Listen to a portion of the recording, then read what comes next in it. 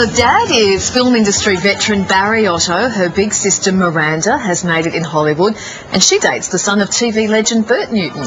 But now it's Gracie Otto's time to shine. So what's the 20-year-old up to? Gracie joins us now. Gracie, good morning to you. Good morning. First and most obvious question, what's it like growing up in such a, I guess, a famous and high-profile family?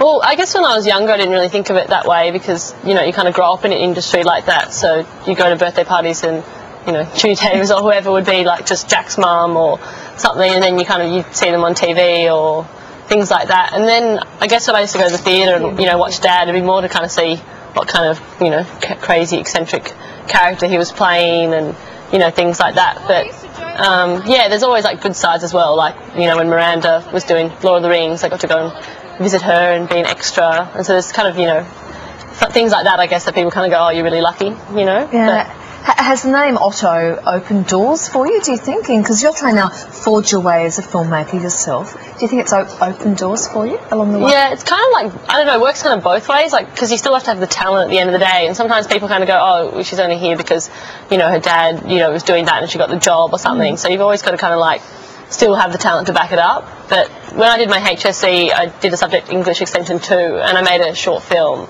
and that got top marks, and because in the HSC you only a number, so that was kind of like the first time where I kind of thought like, oh, well, this is good, I can actually, you know, start to think that I am doing something good and not because, you know, well, I love from a family. I love that story because you're being modest. Her film, Gracie's film, got 100% in the HSC, and you were just number 26932. 14775. Oh, there you go.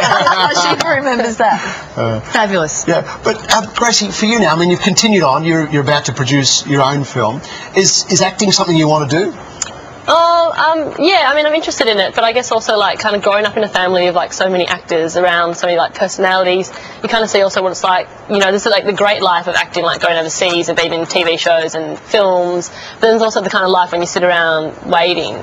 And why I always kind of liked, you know, writing and directing and kind of getting behind the camera was that I could always, like, you know, be doing something and creating something myself. Like the short films that I made at film school, like I know I made them at film school, but it's not like I was employed to kind of do them. I kind of made them in my own terms, so I was always kind of busy even though I wasn't getting paid for it or anything. Gracie, when we were talking about you coming on this show today, I described you as Gracie Otto, a girl on the go. You're not even 21, your birthday is just a couple of weeks away. Yeah, well, you're not even 21 yet. And I was reading all the amazing things that you've done in your life, and it's like a long list. You've been a nanny, you've worked in Paris, you've done all these amazing things. You've recently spent a fair bit of time in Paris. Tell us about that and how that's inspiring you for this new movie. Yeah, well, I lived there with my best friend for like 6 months, and we kind of went over there with no money and thought, like, you know, oh, we'll get by. And then, you know, we kind of met people who stole our credit cards, ended up living like in an art studio with no electricity for a while.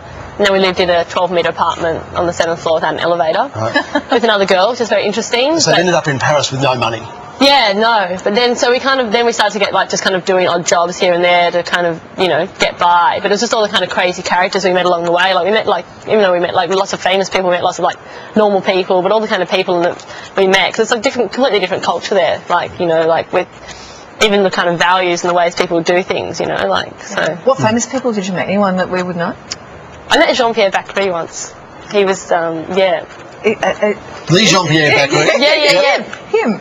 Yep. Yeah, he was at a dinner that we were invited to, and I was like, sorry, who is he again? He did a film called The Taste of Others, which was nominated for an Oscar, like 10 years ago or something. But, yeah. Now, Gracie, tell us about your film. Well, it's kind of essentially, without giving too much away, it's about two girls who kind of go to Paris. One wants to be a filmmaker, the other wants to conquer the social scene. And it's kind of about the characters they meet on the way, like her eccentric father, a photographer who becomes obsessed with her, and a man who kind of, French man who promises her the world. So it's kind of all the different, lots of them are based on, like, you know, one character might be based on 5 different people that we met. Okay, and your dad's going to make a cameo? Yeah, no, he's going to be the eccentric father. Of course he is. Do you think that's well cast? Yeah. You know. Well, he actually acted in a short film that I made, and my boyfriend Matt acted in it as well, which went to Palm Springs, and that was a 20-minute film, and he played the frazzled concierge in it, so yeah.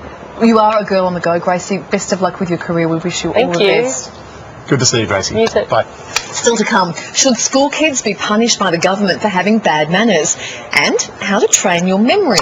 But next, all of today's news headlines with Ann Sanders.